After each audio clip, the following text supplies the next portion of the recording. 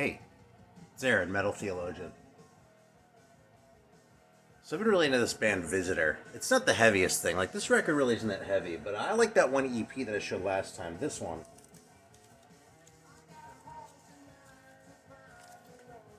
Yeah, I like this one enough. They're from Schenectady, by the way. I wasn't sure where in New York they're from. I was kind of joking about how it's like they were from really far upstate, you know. They were way out in the boonies, I guess, but it wasn't New York City. Anyway, I got an LP of theirs too to check it out. Sort of give another, because I was digging the EP so much. And check this out. This is fucking 19th Nervous Breakdown. Yeah, I kind of went away from it in the chorus. When they get back to the verse, I'll point it out again. Yeah, this is like not at all like a metal record looking cover. I mean, look at that, you know. They could just barely pass. They definitely look like, you know, more sort of 70s. And there's some 70s sensibilities about this record. You know, it's 1980, and these guys weren't like way ahead of their time or anything like that. You know, but this is a pretty solid record. You know, not every song is great, but just like, you know, a nice sort of easy listen, you know. It rocks hard enough that it sort of scratches the itch. Listen to this now.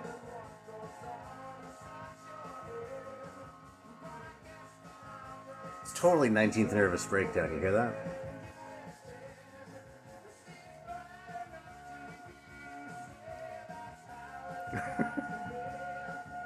I love shit like that. I mean, it can be annoying, you know. It's nice when a band writes, you know, a great new song that's super original. But when you can pick out like an influence like that, it's kind of I don't know. Maybe it makes it feel worthwhile that I've spent so many like hundreds of hours of my life listening to records, you know, instead of doing other things. Not that I have any regrets about that. I mean, this is what I do, you know.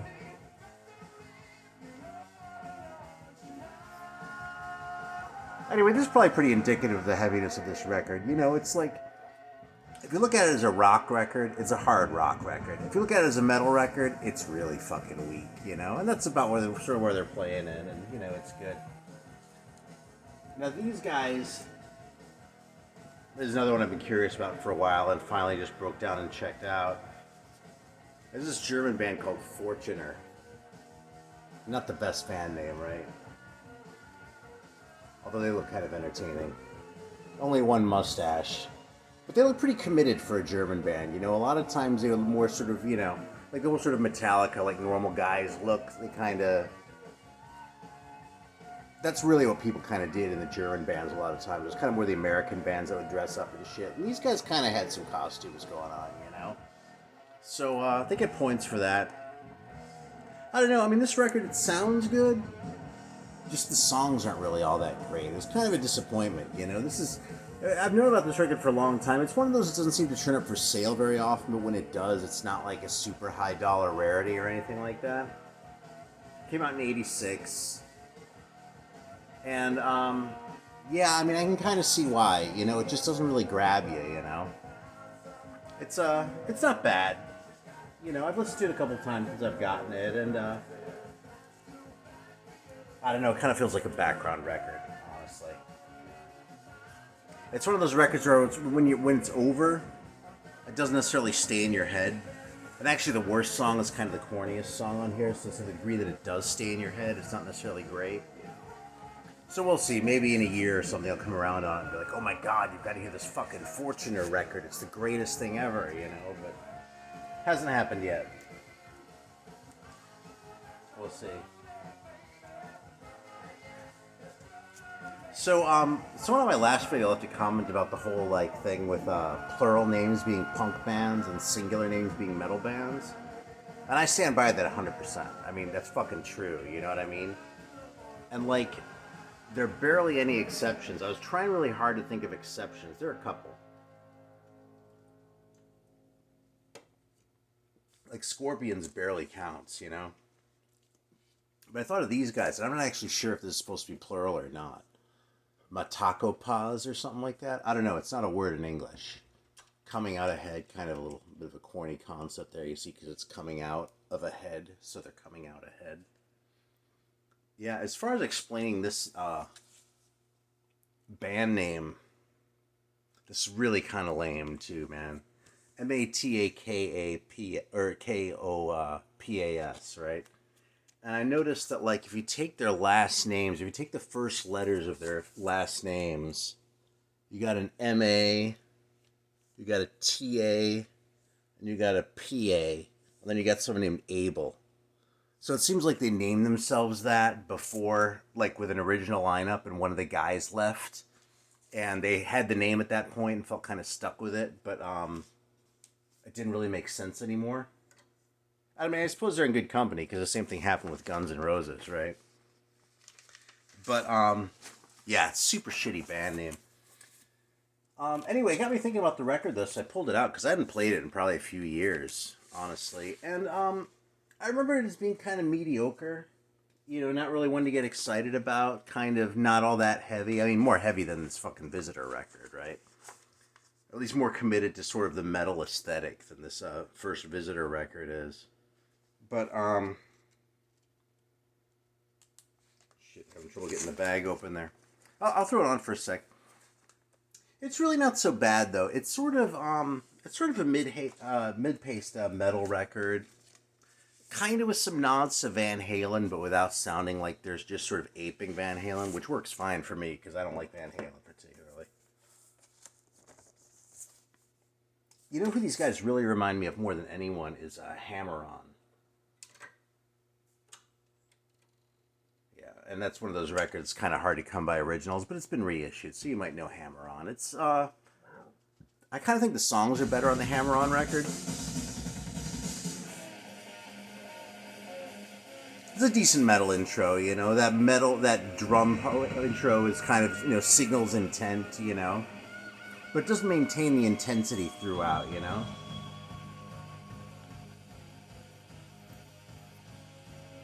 And it kind of has hooks, like it almost has really good hooks, but not quite, you know what I mean? I kind of feel like that's the difference between this one and the Hammer On. So maybe this one will grow on me and I'll get to a point where I love this one, but... Because they're definitely trying to be like a middle-of-the-road heavy metal band, like sort of mid-paced heaviness. What year is this one? It's not ahead of its time, I'm sure. I'm trying to remember where these are from. I feel like they're Canadian. No, Rome, New York.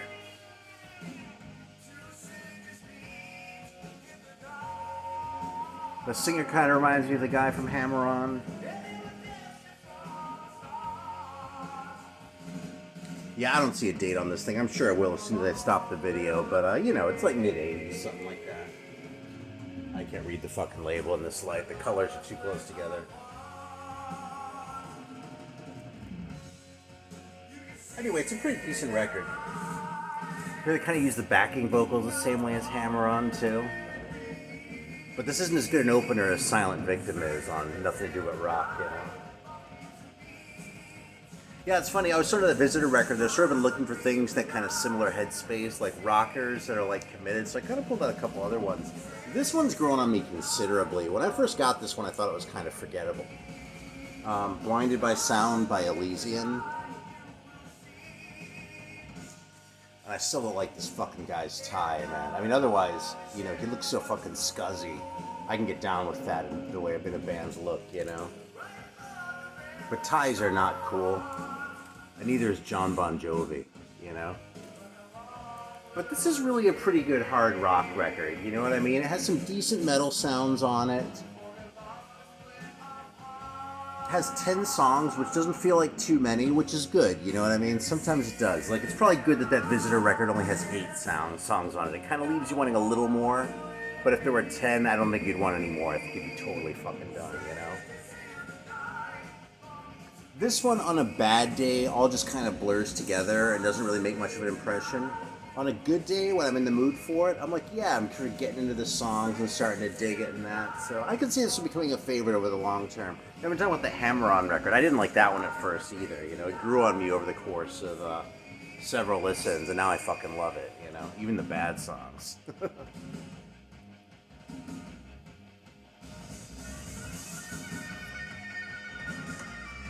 Yeah, another one that I pulled out for similar reasons.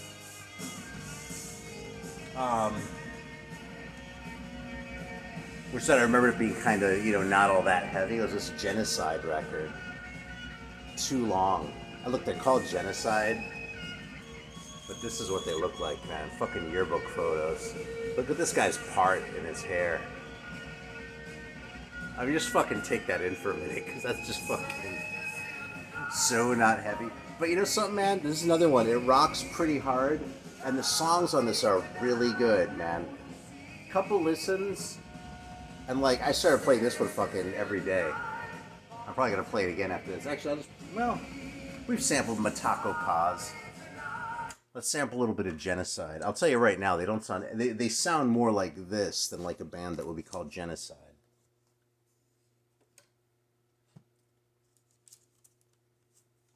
Let me find the inner here. Oh, it's 87 is this record. That label I couldn't see with the light. The colors are too close together. And I want to say my eyes aren't what they used to be, but I've never had the best eyes. So fuck it. You only live once, right? Let's check out a little bit of Genocide here. You gotta love this private looking label. Yeah. I remember thinking this had a lot of keys the first time I listened to it. And like once I got into it, I was like, no, this actually has the perfect amount of keys. Like it builds just the right level of atmosphere, like what they're going for. And from that standpoint, it's awesome, you know?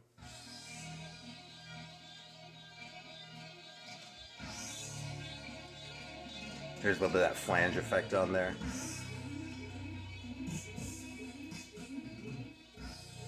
It's a really nice sounding intro. It isn't like super heavy, but it's like legitimate metal writing. You know what I mean? And I dig it from that standpoint. The singer's really good too. It has a little more personality than the Matako Paz guy.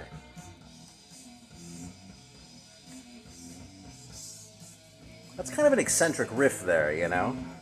That's the sort of thing where it took me a couple listens to get my head around it, you know? And now we're on our third riff.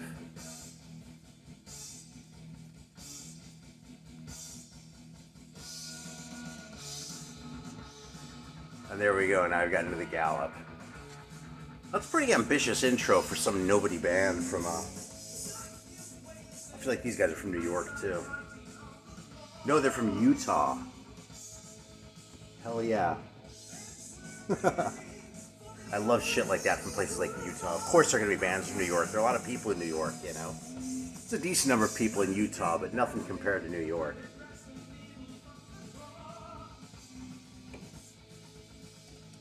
I see what I mean with the keys? Like, those keys could be intrusive. They could have a cheesier sound on them, but they're really just right. They just add the right amount of color without sort of getting in the way. Or even, like, one thing you occasionally hear is bands where they're trying a little bit too hard to sound like Deep Purple, you know what I mean? It'll be like White Spirit comes to mind. It's like a band from this era that has like a really sort of, you know, kind of old-fashioned sounding Hammond organ sound, which I love, but doesn't really fit for this kind of metal. These guys don't really make that mistake either, you know? Yeah, this is 82. God damn.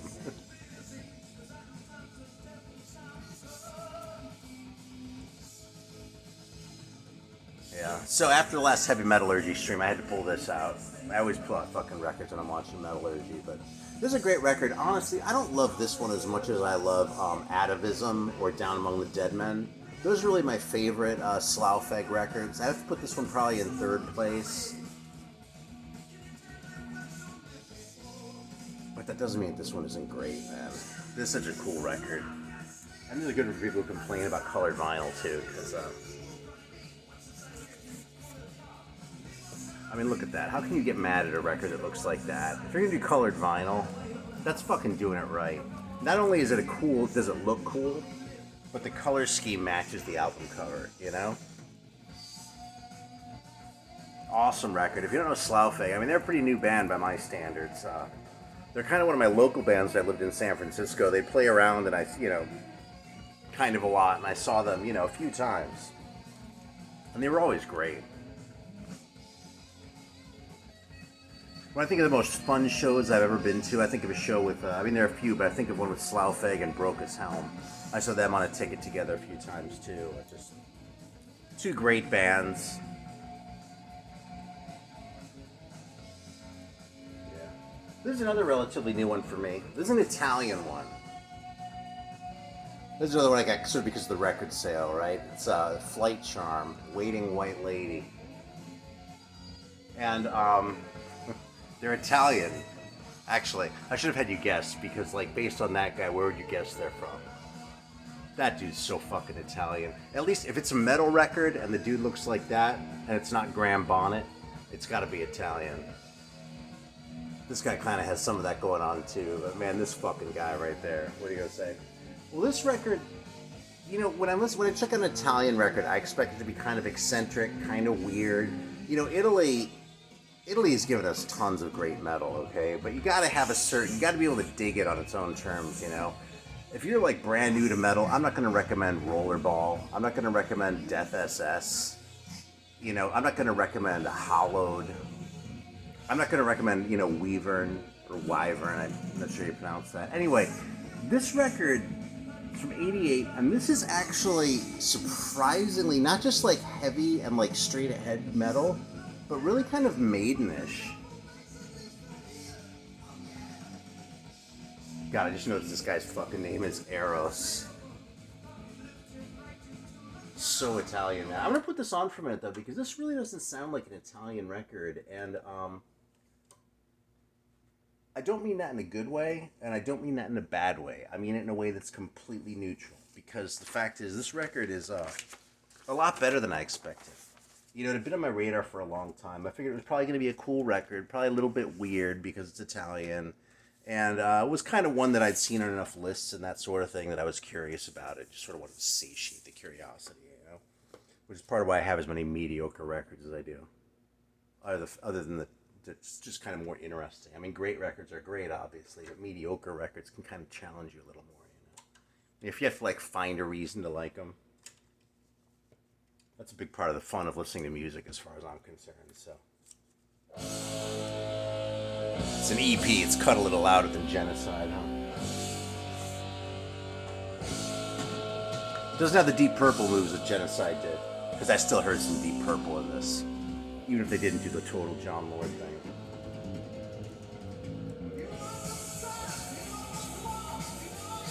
That's pretty heavy. I mean, that's pretty rockin' and straight ahead as far as you know, metal. It's like committed, 100%. They're the sort of weirdness you expect from the Italians, you know?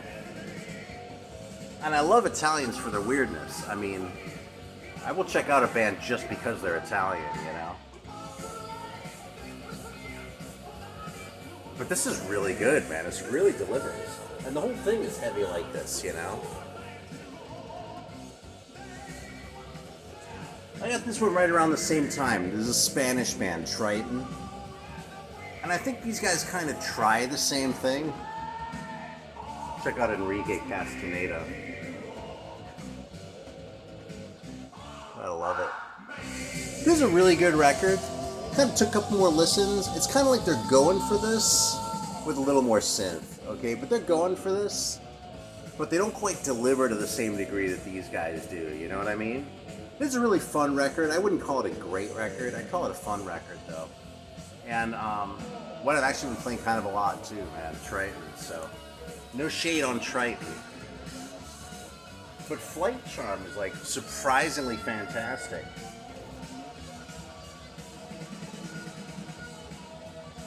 Waiting White Lady. What a funny name, man. They're from Venice. At least the fan club is in Venice. The management is in Padova.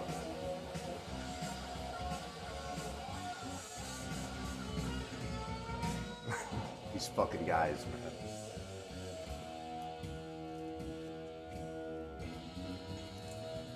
Yeah, speaking of this kind of shit, I've been pulling out a couple of the classics, too. It's funny, this is probably the first Uriah Heep record I ever got. Not this copy, I had a different copy. I don't know why I ever want to let go of it either, but I know I did at one point.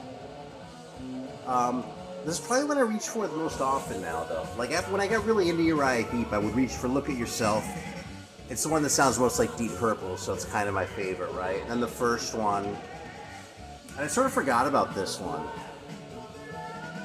But I really like this record. Even the wimpy songs on this one are kind of awesome. You know, there's something about David Byron's delivery too. He can sing about like having tea with the wizard, and I'm just buying it in a way that I wouldn't be for a lot of other people singing it.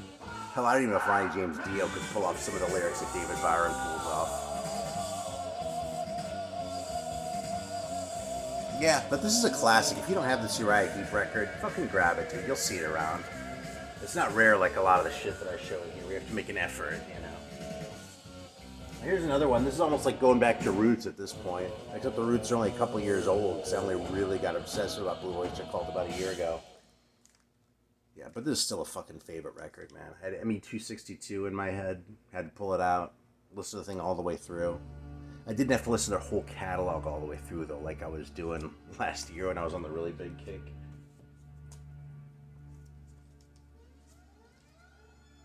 Yeah, and here's another one that I pulled out, actually. Sinner record. They were talking about Sinner last week on the Metallurgy show too, and I was thinking those early ones, like before they signed with Noise, the first two, which are this one and Wild and Evil, I remember it as being more sort of hard rocky and shit. It's funny, my brain must have changed to a certain degree because this sounded a lot more sort of metallic than I remembered it sounding, you know.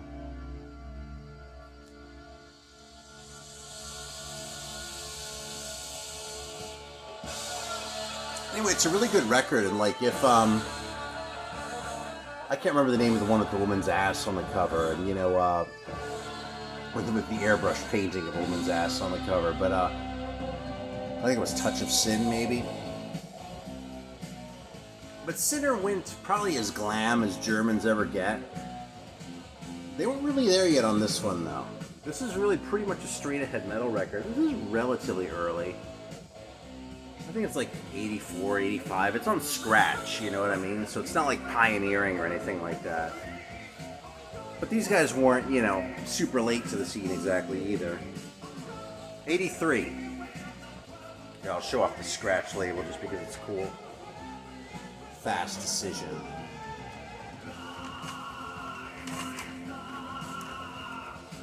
Yeah, it's a really good record, man. You know, if I'd spent $100 on this, I might be a little bit disappointed. But for what this thing goes for, man, worth every penny. Wild and Evil is good, too. I'll probably pull that one out later. Maybe talk about it next time. What that one doesn't have is the entertaining cover art that this one has. I actually got this one about 50% for the cover. Well, maybe 60 to 70%. Because I already had a couple other Sinner albums, and I was like, yeah, they're okay, but they're not like my favorite band, you know? But this cover was so good, I had to have it, right? And it's fucking great, man. I'm glad I did it. It's not as good as Flight Charm. There's a signature song, by the way. And I don't know what the hell Flight Charm means either, by the way. As a native English speaker, that's just gibberish to me.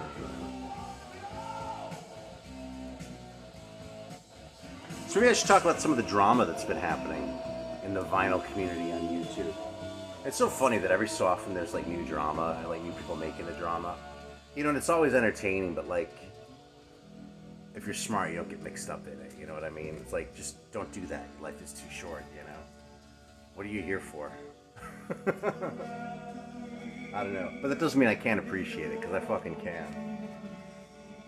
I don't mean to call anyone stupid either, you know what I mean? Smart people can get sucked into drama too. Just like if you're starting a channel, don't get sucked into fucking drama, man. Not if you want to stick around. My channel's going to be 10 years old this year. And if I got all wrapped up in drama by year 3, let's just say I've seen some channels come and go at this point, you know? I give this one a chance to turn up locally. It's really kind of a turd, man. I was so into that Girls' School 45 I got a few weeks ago, and I have the Demolition album, and it's not like the greatest thing ever, but it's a pretty solid record, you know what I mean? I'll listen to Demolition from start to finish and feel pretty satisfied by it. This one is really kind of weak, man, and this is the first Rock Goddess, so it's taken me this long to give them a chance. I'd heard they were kind of not good. I guess I had to hear it for myself, but yeah, it's a pretty lame record. It's on A&M, you know? Of course, the big labels are going to put out the shitty records, right? So there you go. It's 84. They're from Britain, but they don't really have the new wave of British heavy metal sound particularly. It sounds kind of, I don't know, man, like like the worst songs Def Leppard made on their first couple records or something like that. Like with even worse choruses, you know? Yeah, I mean, it's not the worst thing ever. But that's about the best I can say for it. It's really pretty shitty.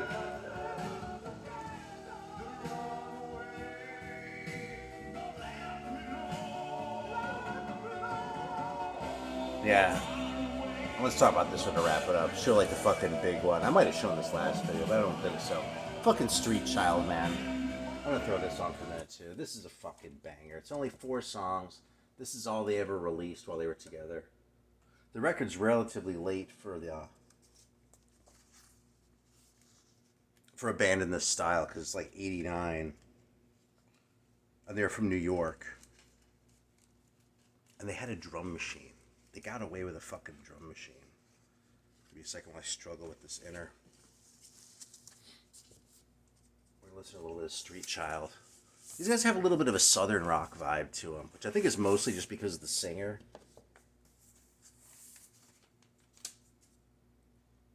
But this is one of the coolest records ever.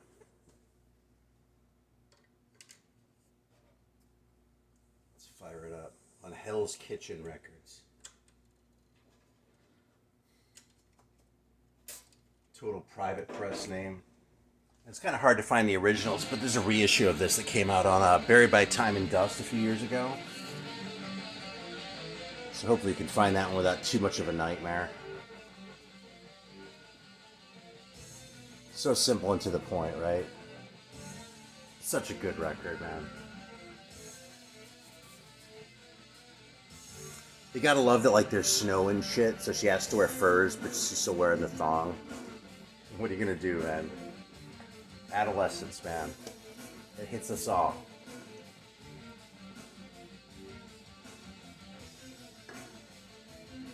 Ah, fuck, my feet are falling asleep. I'm gonna adjust here.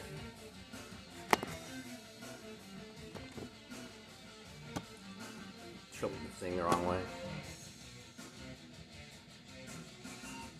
It's fucking solid, isn't it? What a meaty riff.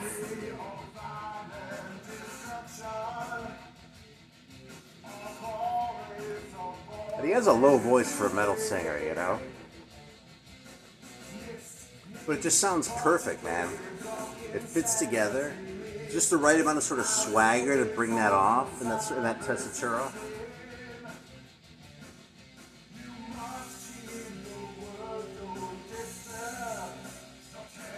And just a good song, man. It's like an earworm, you know? There are only 4 songs on here. All 4 of them will fucking stick in your head. Yeah, what can I say, man? That's the makings of a fucking fantastic record.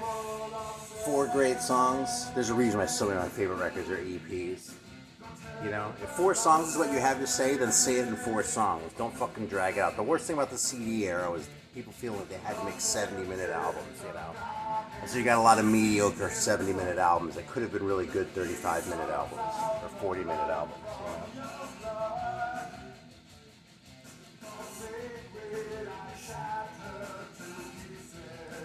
Yeah, I think that's about all I have to say for today. Taking a look and see if there's anything in here that I was like dying to talk about 3 days ago I might have forgotten about.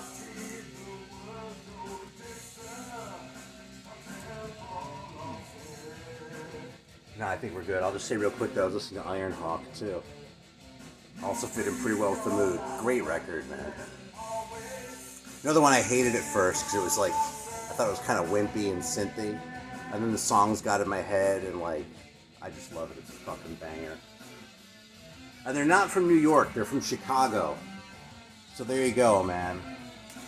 I mixed it up a little bit. And I'm probably going to have to play this one next. After I'm done listening to Street Child. Alright, well as always, thanks for watching. I appreciate it. You only have so much time in your life. You're just spending a little bit watching me talk about fucking weird records. That means a lot. So thanks as always for watching. And I reply to all the comments. Unless you're really a fucking asshole, because I don't want to get into any drama. Alright, man. Take care. Thanks for watching.